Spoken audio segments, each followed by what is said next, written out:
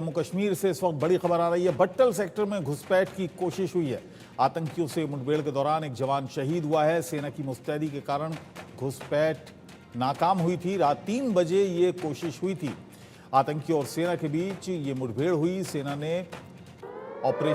का जारी है। इलाके में सर्च ऑपरेशन भी चल रहा है और आतंकियों की तलाश में लगातार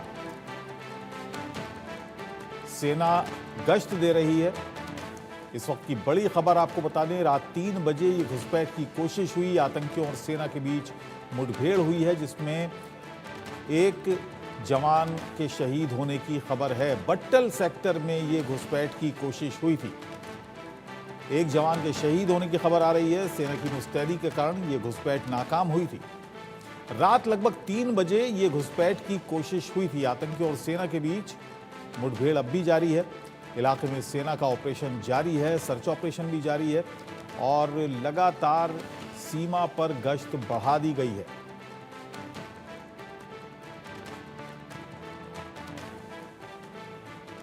जम्मू कश्मीर के बट्टल सेक्टर की यह घटना है। सेना और आतंकियों के बीच ये मुठभेड़ की खबर और इलाके में अभी भी ये ऑपरेशन जारी है। जो खबर आ रही है उसमें एक जवान के शहीद होने की खबर है। आपको बता दें कि रात के 3 बजे घुसपैठ की कोशिश हुई। हालांकि इस घुसपैठ की कोशिश को सेना ने नाकाम कर दिया। अभी भी यहां पर इलाके में ऑपरेशन सेना का जारी है।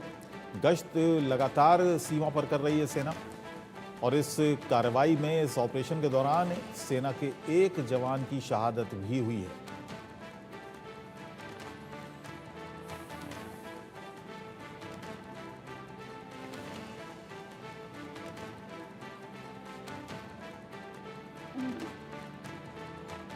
और आपको बता देंगे, इंडिया न्यूज के पास आतंकियों का एक वायरल ऑडियो है। कश्मीर में आतंकियों को मददगार नहीं मिल रहे। आर्टिकल 370 हटने के बाद से आतंकी गुटों की हालत खस्ता है। 2 संदिग्ध आतंकियों के बीच बातचीत का एक ऑडियो वायरल है। आपको भी हम सुनवाते हैं कि क्या कुछ इस ऑडियो में कहा गया।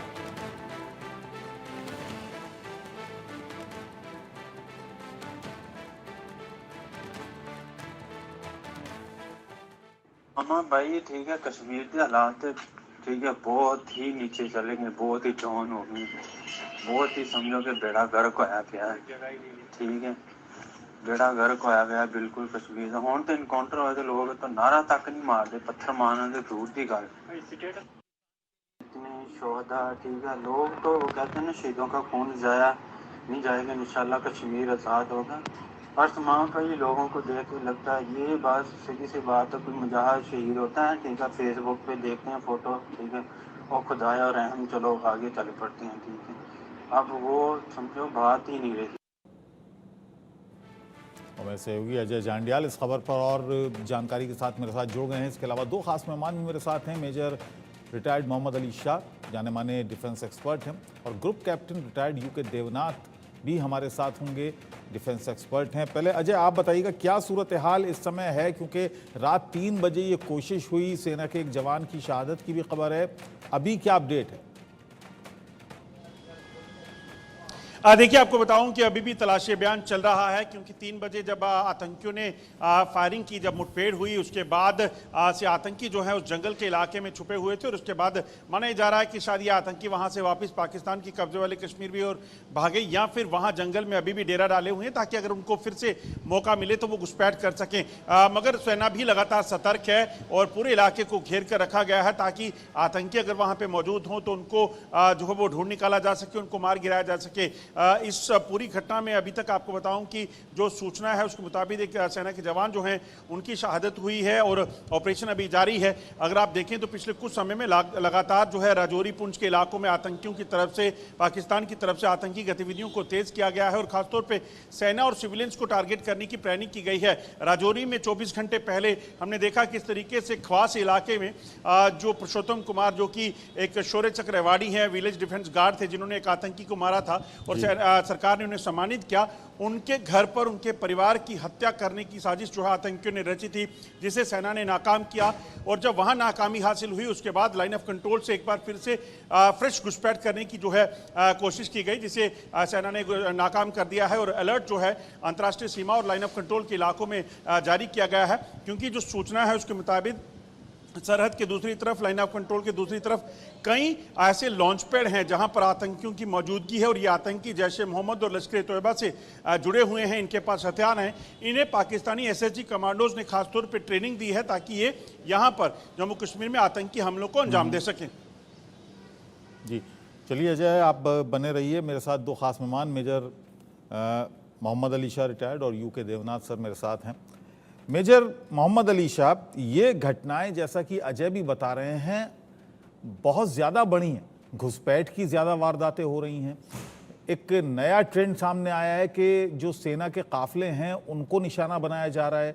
उससे पहले कुछ सिविलियंस को भी निशाना बनाया गया और पूरा फोकस आ गया है जम्मू डिवीज़न में, जम्मू संभाग में। क्या कोई ख़ास रणनीति है इसके जी, आपने बड़ा अच्छा सवाल पूछा है।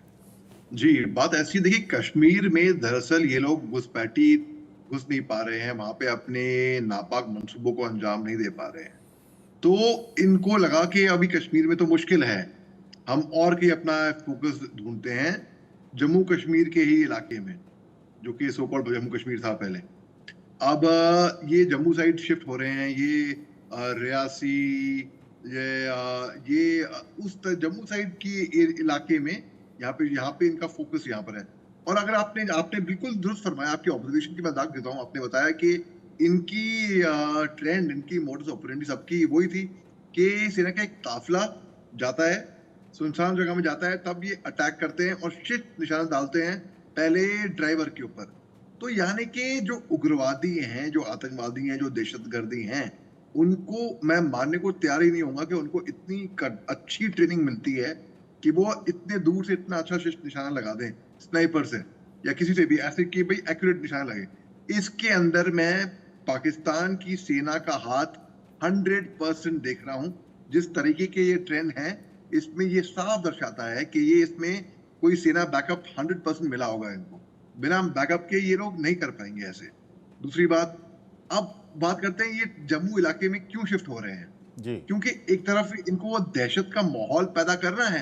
अब ये कश्मीर साइड, श्रीनगर साइड या अनंतनाग या पुलवामा, उस तरफ पे बहुत ही हॉट बेल्ट था पहले, या पटन इलाका, वो पूरा जहाँ पे तंधार है, उस इलाके में, वहां से ये शिफ्ट हो रहे हैं धीरे धीरे करके जम्मू इलाके में। तो मेन ये वजह इसकी ये है कि ये नैरेटिव अपना जो सेट इन्होंने कर रखा है, और जो अभी भी 25 से 30, कुछ दिन पहले खबर आई थी कि 25 से 30 आतंकी वहां पे छुपे हुए हैं। इनको ये ढूंढ निकालेगी फौज, इनको 100%। इनकी जो इंटेलिजेंस एजेंसीज है, जहां पे इनकी सोच खत्म होएगी, वहां पे हमारी सोच शुरू होएगी। उसके बाद फिर इनका जो इंटरसेप्शन जो यूके देवनाथ जी, देखा, एक और बात देखी गई, जो जितने भी अभी हाल फिलहाल के, अगर मैं रीसेंट हमलों की बात करूं, रीसेंट जितनी भी वारदातें हुई हैं उनकी बात करूं, तो उसमें ये एक ट्रेंड देखा गया जो कि खतरनाक है, चिंताजनक है, कि यहां पर आतंकी हाथ नहीं आए सुरक्षा बलों के। ये समझना पड़ेगा कि आतंकी हाथ में क्यों नहीं आ रहे हैं। पहले जब ये आतंकी पाकिस्तान से अंदर आते थे तो जिहाद के नाम पर इनको बताया जाता था कि तुमने हिंदुस्तान की फौज को ज्यादा से ज्यादा नुकसान पहुंचाते हुए शहीद हो जाना है।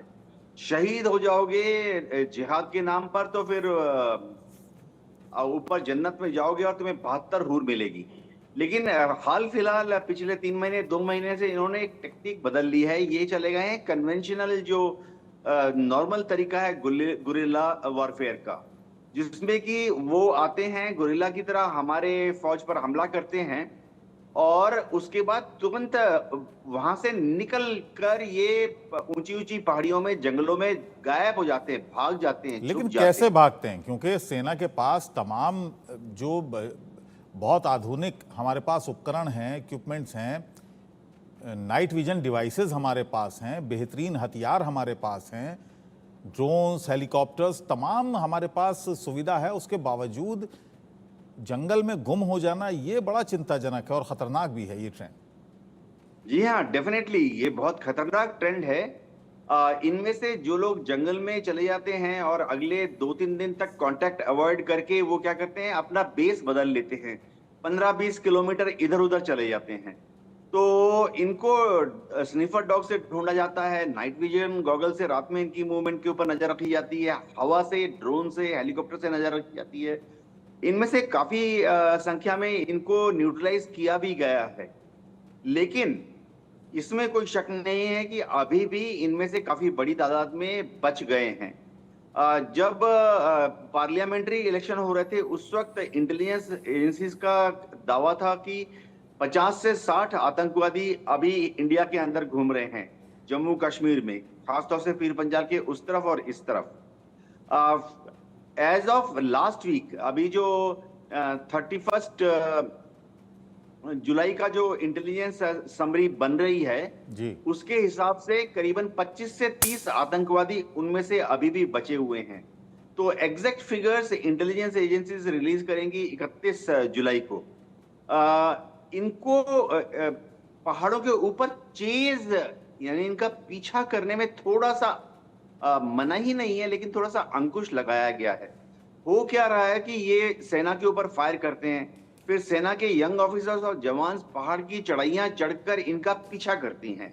तो ये जो है ट्रेंड है, ये क्या करते हैं कि पहाड़ के ऊपर इन्होंने एक 2-3 किलोमीटर चेज रूट पर, जिनको मालूम है कि सेना किस पगडंडी से आगे बढ़ेगी, वहां पर इन्होंने दोनों तरफ फिर से एक सेकंड एम्बुश लगाया होता है।